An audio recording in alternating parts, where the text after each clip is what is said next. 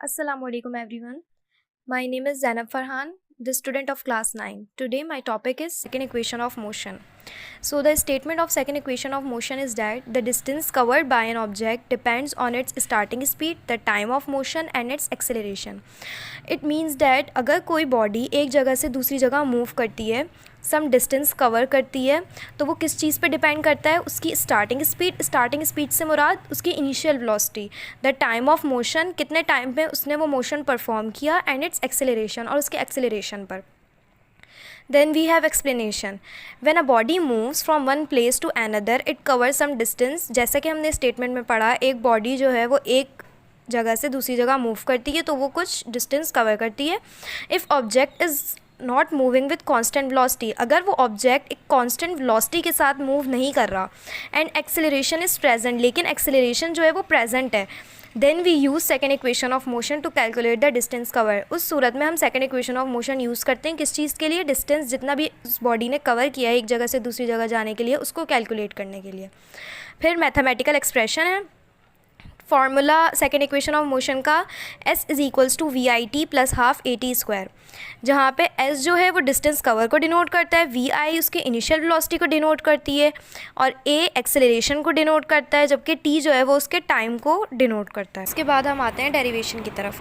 तो अब second equation of motion का फार्मूला क्या है? S is equals to VIT plus half AT square.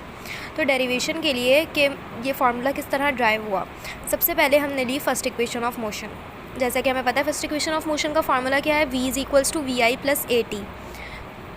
उसके बाद हमने एक और फार्मूला देखा, S is equals to V into t, मतलब S is equals to V multiply by t. और ये जो हमें V दिया हुआ है ये है एवरेज वेलोसिटी, और एवरेज वेलोसिटी का फार्मूला हमें पता है VI प्लस VF अपॉन 2.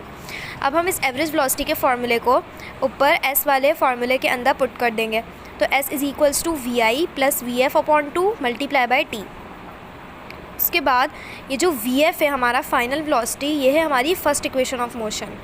ये जो V is equals to VI plus AT दिख रहा है, ये V is equals to VI plus AT दरअसल हमारी फाइनल वेलोसिटी है, तो हम VF की जगह ये वैल्यू लिख देंगे.